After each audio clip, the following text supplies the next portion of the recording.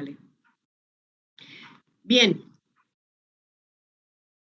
El objetivo de mi participación esta mañana es que de alguna forma empecemos a mirar la adolescencia desde otro ángulo. Obviamente, para entender que tenemos que mirarlo de otro ángulo, debemos entender dónde estamos mirándolo. Pero ¿desde qué ángulo me gustaría invitarlos a ver? Desde las neurociencias, desde sus procesos neurológicos, desde dos perspectivas en particulares, la actividad neural y los procesos sinápticos.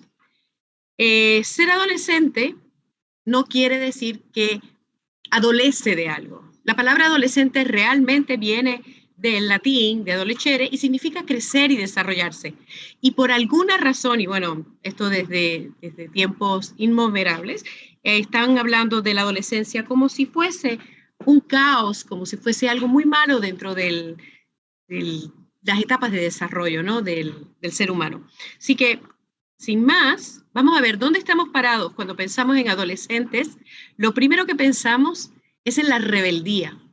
Y este pensamiento es un constructo social que viene acompañándonos, como bien dije hace un momento, desde siempre. No importa el tiempo en que haya vivido la humanidad, no importa la clase social, no importa el lugar en el planeta, siempre los adolescentes han sido vistos como un problema, como algo que puede ser arriesgado y un gran caos. Y la neurociencia nos está virando la tortilla y nos está diciendo es todo lo contrario.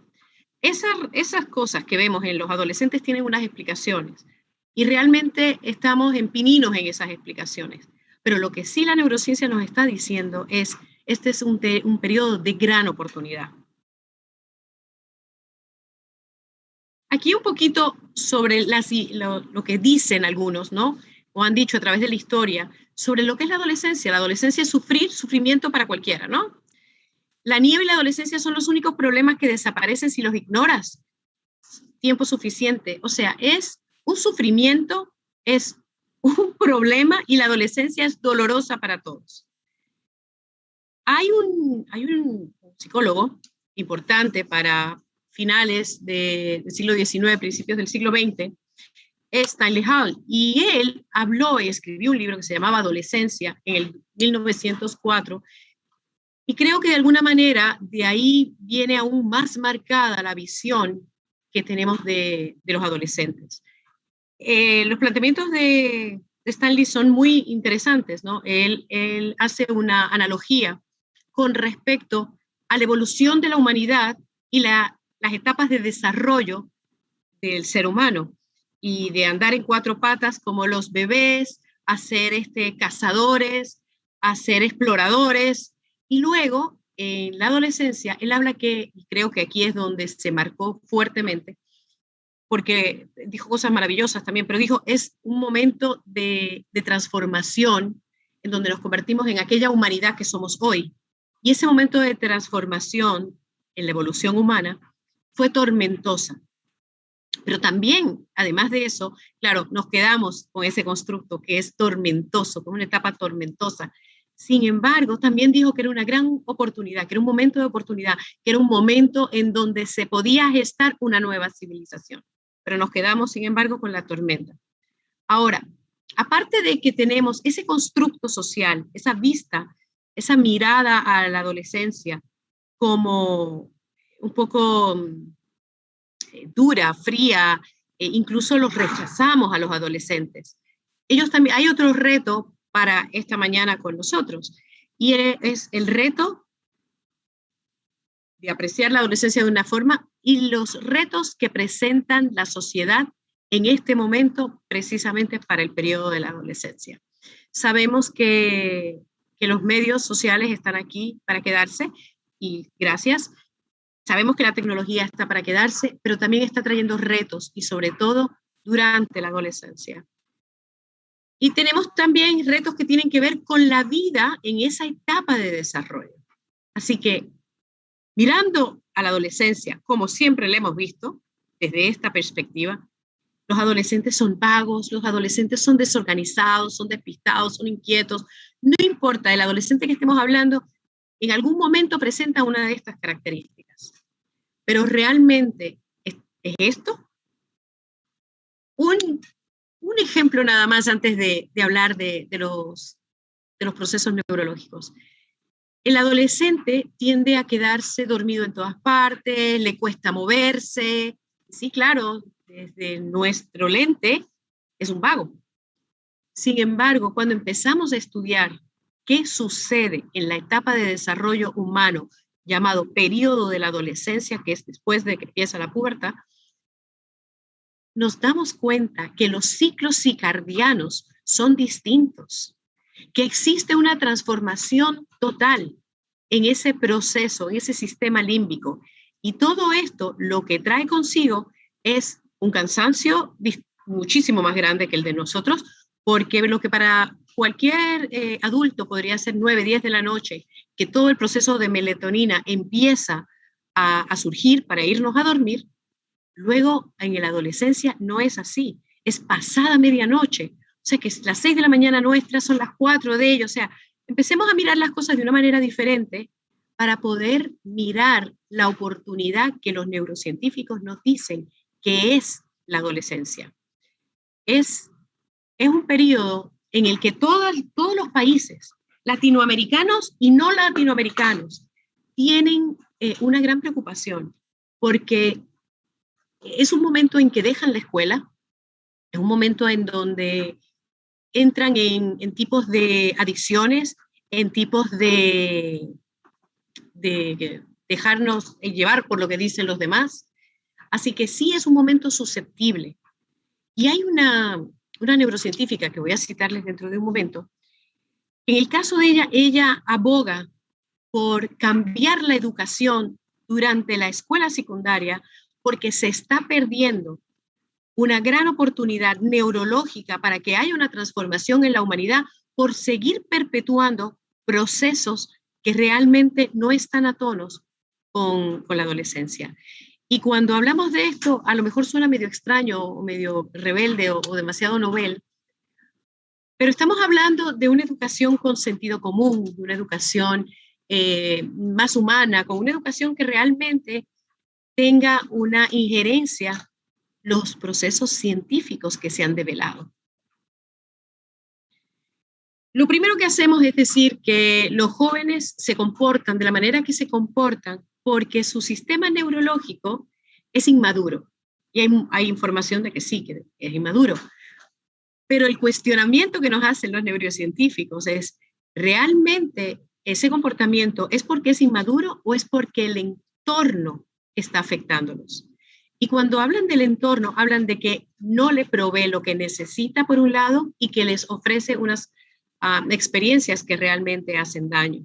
Hemos visto imágenes, neuroimágenes de cerebros de niños que han sido maltratados y cómo se transforma anatómicamente esos cerebros. Así que el cuestionamiento que nos manda la comunidad neurocientífica a nosotros los educadores es, ¿realmente crees que el adolescente se comporta de la manera que se comporta porque es inmaduro neurológicamente, lo cual ellos están contestando, o porque el entorno que ustedes le están ofreciendo no necesariamente está llenando las expectativas? Ahora vamos a ver de qué estamos hablando, ¿no? ¿Qué nos dicen estos neurocientíficos? Y aquí hay varios. Existen, y este es Daniel Siegel, y saben, me imagino que en todo este congreso maravilloso va a ser citado muchísimo. Trabaja con emociones, trabaja con desarrollo de comunicación efectiva. Existe un montón de mitos creados alrededor de la adolescencia, y ahora la ciencia nos muestra que no son ciertos. Esa imagen que les presenté de vagos, de casi despiadados, no son ciertos. Y acá tenemos a Sarah Jane Blakemore, es una de las neurocientíficas que más ha dedicado al estudio del cerebro durante la etapa de la adolescencia en laboratorios. El caso de ella hace investigación a través de funciones, de imágenes de fusión magnética, pero también hace otros tipos de investigaciones, todas de laboratorio. Y ella tiene muchísimos libros escritos sobre la adolescencia, los invito a que la busquen. Muy lejos de pensar que el cerebro del adolescente es inferior o defectuoso, la neurociencia ve la mente del adolescente un momento único y hermoso. Acá nos invitan a una mirada totalmente distinta y viene de un laboratorio inglesa. La adolescencia es la edad de la oportunidad. Ahora, la pregunta que nos debemos de hacer es ¿por qué esta gente que está en las ciencias duras, que está investigando todo el sistema nervioso de los adolescentes, nos están hablando tan bonito del adolescente? Cuando para la comunidad educativa realmente es un gran reto en la mayoría de los casos, sobre todo esos 11 a 13 años tiene un reto particular. Parece que les fluye por todo el cuerpo hormiguitas, ¿no? Y no se están quietos. Vamos a ver. Primeramente, el cerebro está en construcción. Es un momento en que nosotros, como especie, estamos reconstruyendo todo lo que hay acá arriba en la cabeza, en todo nuestro encéfalo. Tal cual cuando un niño pequeño está aprendiendo a caminar y todo su sistema nervioso, músculos y esqueletos están aprendiendo a tomar fuerza, a ponerse de pie, a caminar, a crear balance. Eso que está ocurriendo a nivel biológico, físico, músculo esqueletal, está ocurriendo a nivel neurológico, tal cual. Está aprendiendo a ponerse de pie, pero no físicamente, sino desde una perspectiva emocional, moral y social. Está empezando a crear esa columna vertebral, esa rectitud. Y es un cerebro que está en construcción, porque está ocurriendo muchísimos cambios. Entre los cambios que están ocurriendo por casualidades de las vidas, como muchas de las cosas de neurociencias, se está investigando una cosa y salen otras. Hubo un estudio en particular que era un estudio longitudinal y estaba hecho por este psiquiatra utilizando resonancia magnética en el departamento de psiquiatría del National Institute Mental Health. Y seguramente han visto esta imagen en las redes porque se utiliza muchísimo. Esa imagen lo que está mostrando son los hallazgos de Gill en 1996. ¿Y cuáles son estos hallazgos?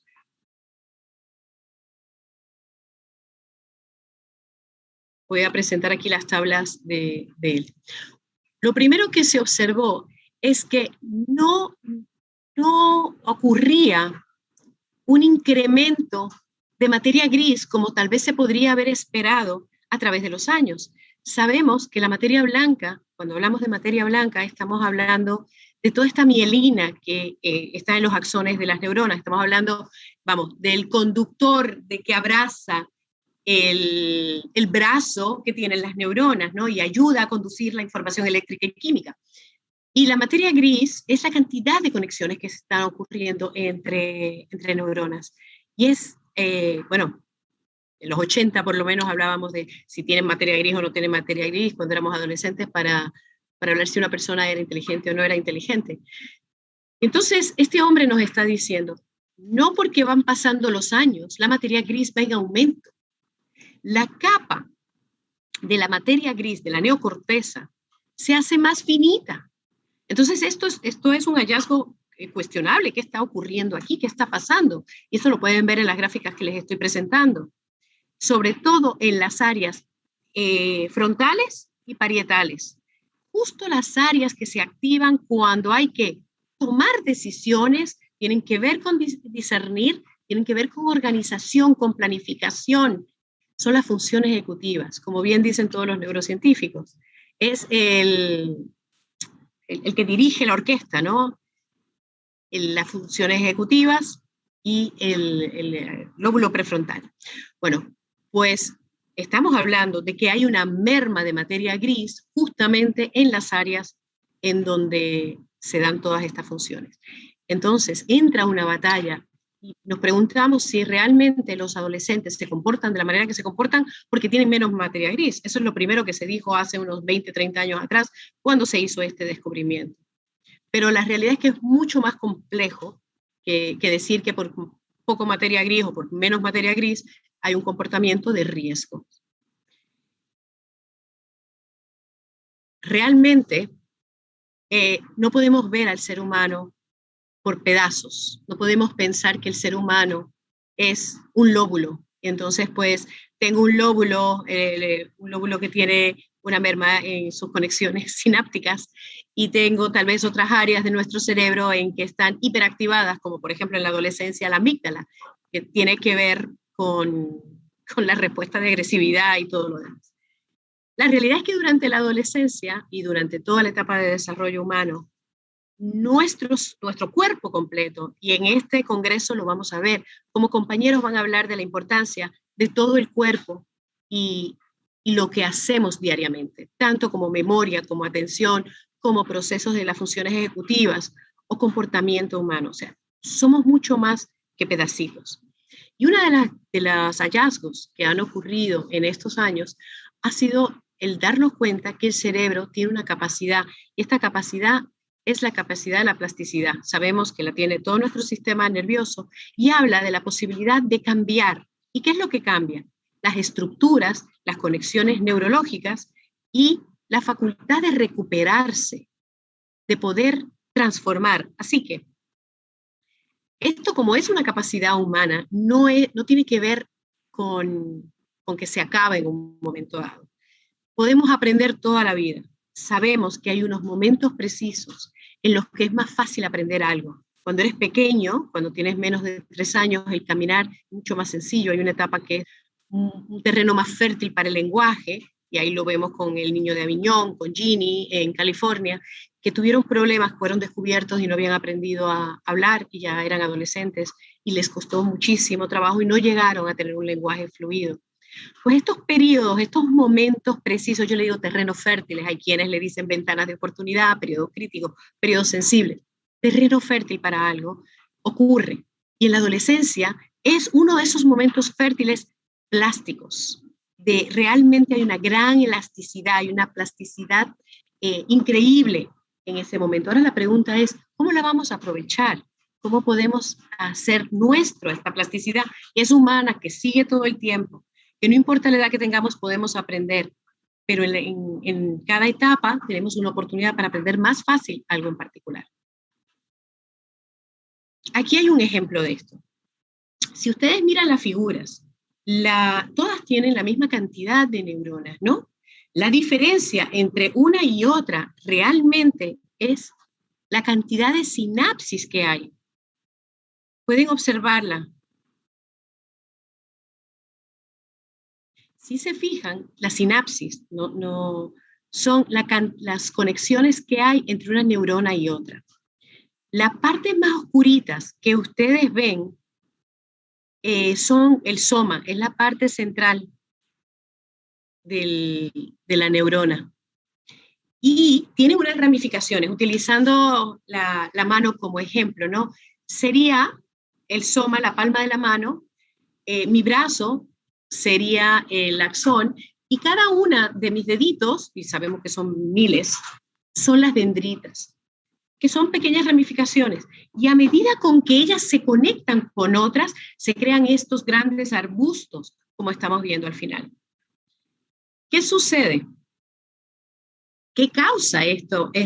¿Cómo podemos hacer que haya muchas más dendritas, muchas más conexiones, muchas más sinapsis? Sabemos que nuestro potencial de inteligencia emocional, de inteligencia creativa y todo tipo de inteligencia, mientras más sinapsis hay, mayor conectividad, más fácil alcanzar el contenido, el conocimiento de lo que tengamos, más fácil se nos hace buscar una respuesta a una posible solución. Por lo tanto, queremos cultivar el que hayan más caminos neurológicos. Justamente durante la adolescencia existe esto. Es un momento en el que el cerebro se comienza a reorganizar. Mirando la imagen podemos ver las neuronas al nacer a los 6 años y a los 14. Y podríamos pensar, qué pena, ¿no? Que no tenemos tantos como teníamos a los 6 años. Y tal vez por eso, hace muchos años atrás, decir que antes de los 6 años habíamos aprendido lo que necesitábamos aprender, era como un hecho. Hoy sabemos que no es así. Son momentos precisos, pero no quiere decir que los momentos que siguen tienen menos importancia. Durante la adolescencia, previo a la adolescencia per se, entre los 9 y los 11 años, ocurre un brote sináptico. Esto quiere decir que de pronto hay una gran conexión de dendritas, entre dendritas, y empieza a haber un gran bosque que va seguido por una poda sináptica. Durante los 9 y 11 años podemos ver mucha necesidad de movimiento, muchas preguntas. Hay un momento muy rico para construir. Luego ocurre la poda sináptica. La poda sináptica, vista desde esta imagen, pues podríamos pensar qué pena, pero la realidad es que se convierten en autopistas. Aquellos caminos neurales que no se utilizaban se desaparecen. O por lo menos eso es hasta lo que hoy creemos. Y esto es muy importante que reconozcamos. En la neurociencia, como toda ciencia, no es estática, es dinámica y continua. No podemos pensar que como la ciencia lo dijo hoy, eso es una ley, porque no lo es. O sea, puede cambiar, todo puede cambiar de acuerdo a las próximas investigaciones. Y dentro de las neurociencias, esto está cambiando muchísimo, así que este tipo de congresos deben de existir constantemente porque hay nuevas investigaciones que nos empiezan a desmitificar cosas que tal vez dentro de la misma neurociencia pensábamos. Y todo esto por las preguntas que nos hacemos en las investigaciones y por el tipo de tecnología que comenzamos a utilizar. Durante la adolescencia sabemos que existe una poda sináptica y no se sabe, se está empezando a hablar de que hay otros brotes sinápticos a través del desarrollo humano. ¿Qué hace posible que haya más conexiones entre neurona y neurona? Bueno, ya para los 70, realmente los 60 y pico, Marianne Diamond, que es muy conocida porque fue quien estudió el cerebro, fue quien atinó, porque fueron muchos los que estudiaron el cerebro de Einstein, pero ella vio cosas que no se habían visto en esos estudios. Pues esta mujer hizo un experimento con ratas y hizo 3, ¿no? El grupo control, que eran un par de ratas con alimento y más nada, unas ratas que estaban aisladas y no tenían ningún tipo de contacto o estímulo, ya sea social o impuesto, ¿no? A través de juegos, y el tercer grupo que eran muchas ratas y había mucha oportunidad de jugar. Habían laberintos, habían ruedas, había mucha estimulación. Entonces, ¿qué encontró al final de su investigación, Marianne? Y obviamente sabemos que cuando esto es publicado ha sido repetida la investigación varias veces. Los cerebros de las ratas que estuvieron con mucho estímulo social y de ambiente tenían mucho más conexiones neurológicas. Era mayor la sinapsis. Y sabemos que las sinapsis son importantes, sobre todo para nosotros, los educadores.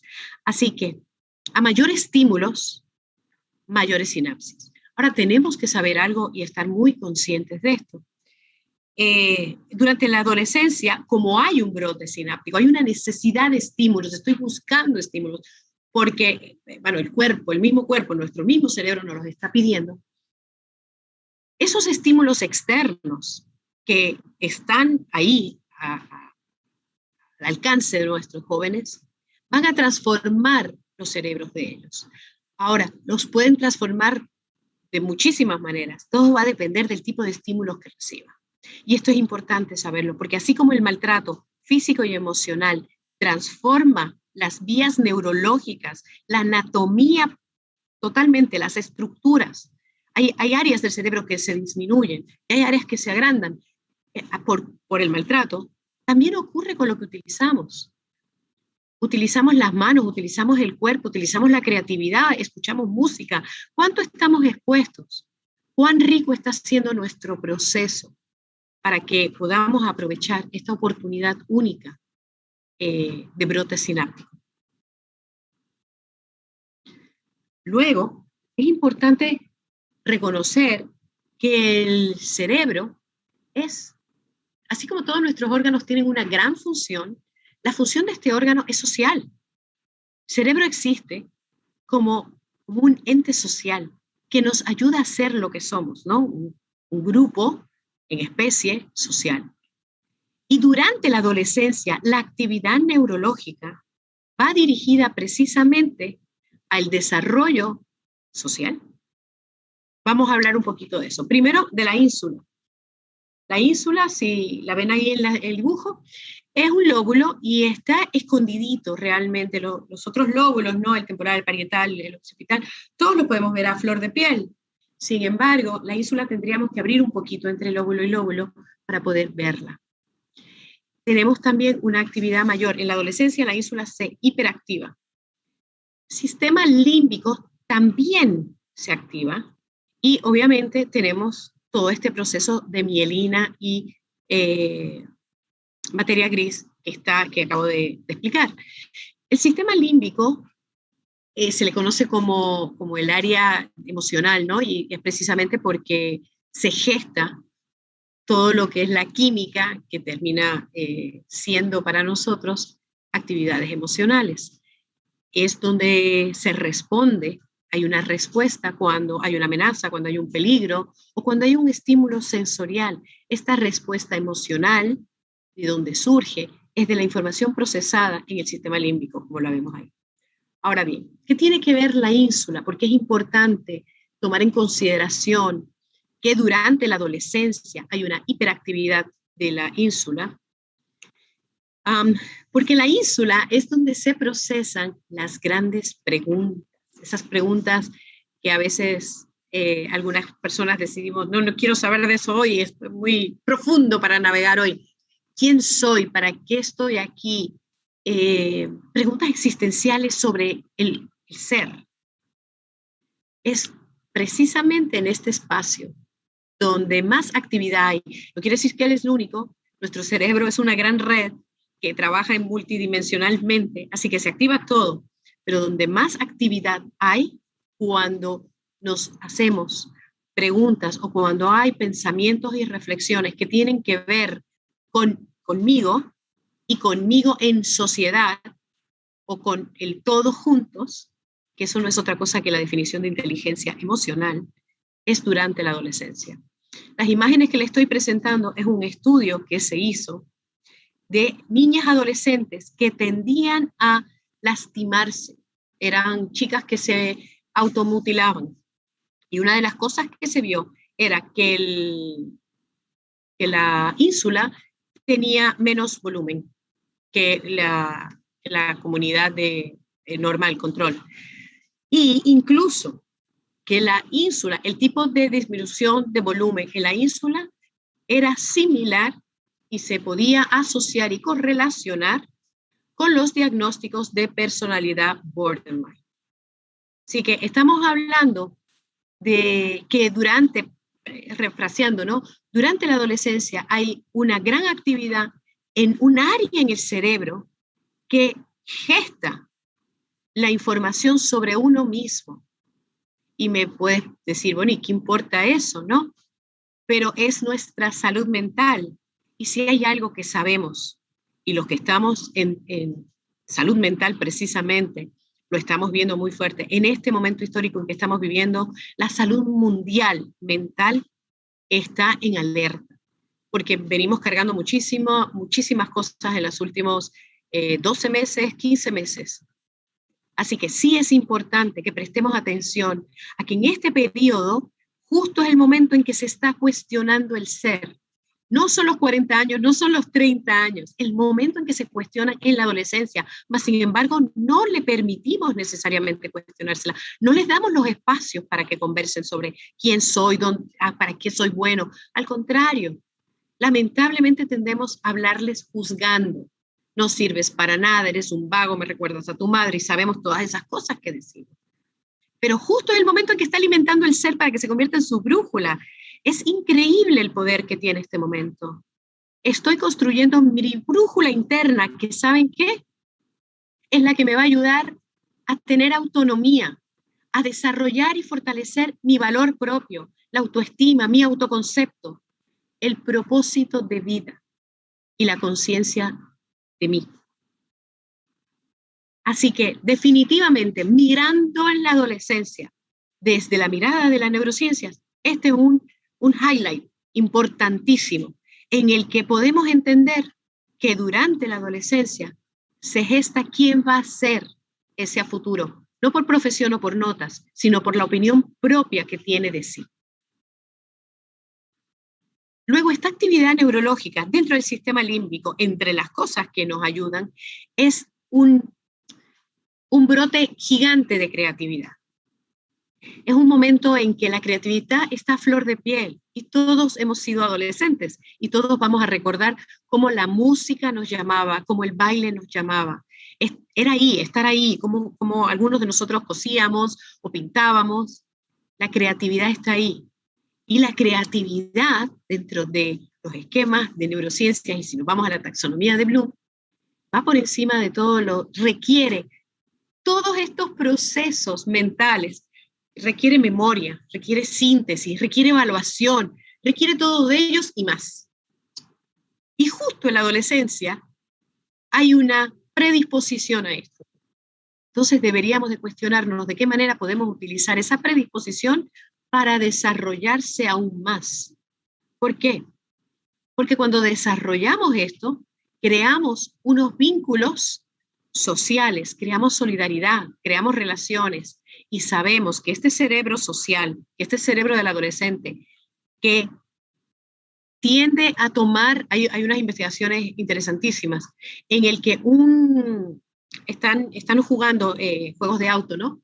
Virtuales, y los adolescentes que están jugando solos con su padre o con cualquier otro adulto, toman decisiones no arriesgadas. Pero una vez el juego se hace con un par, se ha visto cómo cambia la toma de decisiones a raíz de que estoy con el par. Cuando estoy con mi par, tomo decisiones mucho más arriesgadas. Durante la adolescencia, el sistema límbico está a flor de piel. Es un momento en que no solamente están las hormonas, están los neurotransmisores, sino está el deseo de explorar y de crear y de socializar. Eso está ahí. Pero son polos, ¿no? Porque yo quiero socializar, pero quiero estar solo. Yo quiero llegar a algún lugar, yo quiero mentoría, pero no quiero la autoridad. O sea, son polos. Está construyéndose el adulto que eventualmente va a ser. Y no porque no quiera uno, le vamos a negarle el otro. Con este momento, esta actividad neurológica es una gran oportunidad para ayudar a desarrollar esos valores que como sociedad necesitamos para que haya una transformación, como los valores que están escritos ahí: justicia, amistad, empatía. Y seguimos mirando el cerebro del adolescente. Los adolescentes tienen un procesamiento, su circuito de recompensa no es igual al del adulto. Es diferente. Incluso si ustedes quieren, de alguna manera quisiéramos que el adolescente se motive, no es con la recompensa precisamente que lo podemos motivar, más sí con la curiosidad, porque es diferente, están en transformación, ¿no? Ahora, utilizar este circuito de dopamina, por donde fluye todo el circuito que se activa, ¿no? Cuando recibimos algo que nos agrada. Ese circuito también fortalece la curiosidad, la espontaneidad y la creatividad. Y es una manera de que estemos abiertos al cambio. Interesantemente, este circuito de dopamina es el mismo circuito que se activa cuando hay adicciones. Y los adolescentes son mucho más susceptibles a desarrollar adicciones precisamente por la actividad neurológica que existe en ese momento. No porque son unos inmaduros, no porque quieren riesgo y por eso quiero drogarme, no. Yo quiero riesgo porque necesito el riesgo porque eventualmente voy a estar en una sociedad. Es lo que los neurocientíficos nos están diciendo. En la toma de decisiones, el explorar, el querer conocerse, es natural, pero las posibilidades que ofrecemos como sociedad o las no posibilidades, y entonces surgen otras cosas, no necesariamente son saludables, ni para su cuerpo, ni para la sociedad, ni para su salud mental. Así que nos corresponde a nosotros crear espacios nuevos y nuevas oportunidades y aprovechar ese circuito de recompensa.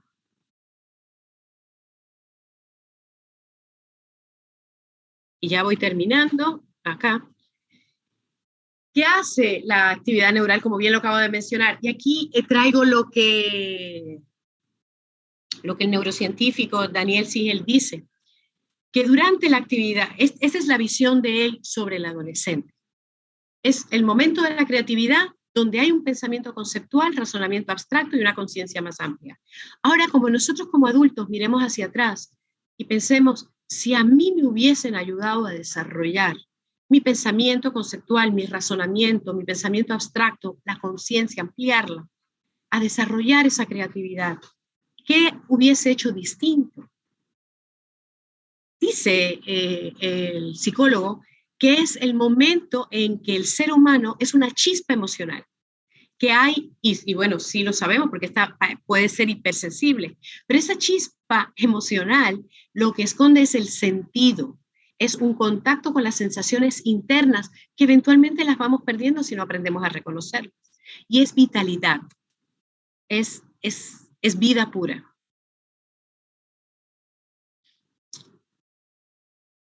Estos son algunos de los libros o revistas que hemos visto que hablan sobre el cerebro del adolescente.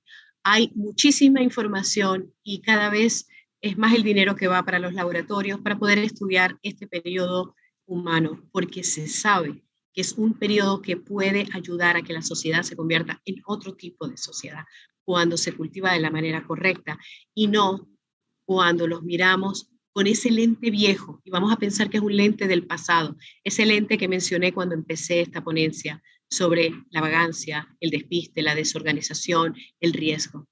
Y recordemos el experimento del efecto Pigmalión, en el que se les dijo a un grupo de maestros que esos niños eran excelentes y a otro grupo no eran tan buenos, al contrario, podían estar por debajo de la media.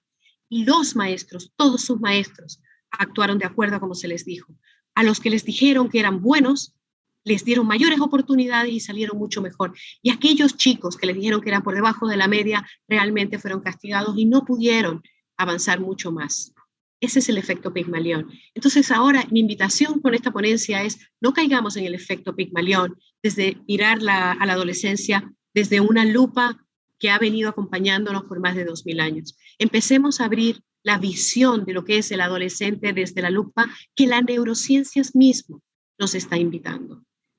Que no es otra cosa, y esta soy yo la que hago esta analogía, es muy mía, es la etapa de la adolescencia es la crisálida de la humanidad.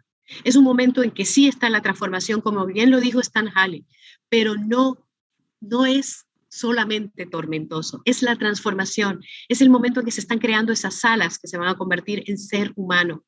Es el momento en que el pensamiento crítico, el abstracto, la posibilidad de estar en empatía con el otro, el sentido de justicia, pensemos en los valores de los adolescentes cuando los vemos en sus grupos. Realmente la esencia del adolescente es la esencia de la crisálida, la oportunidad de una gran transformación, en donde las cuidamos de lejos, pero no interferimos porque sabemos que podemos dañar esas alas.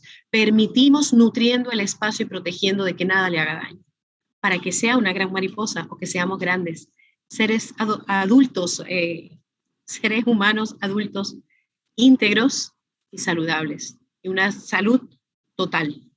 Les agradezco la oportunidad que me han dado de estar aquí con ustedes esta mañana de hoy. Pido disculpas por haber llegado un poco tarde, se me confundió los horarios y espero que esta ponencia haya sido para beneficio de todos.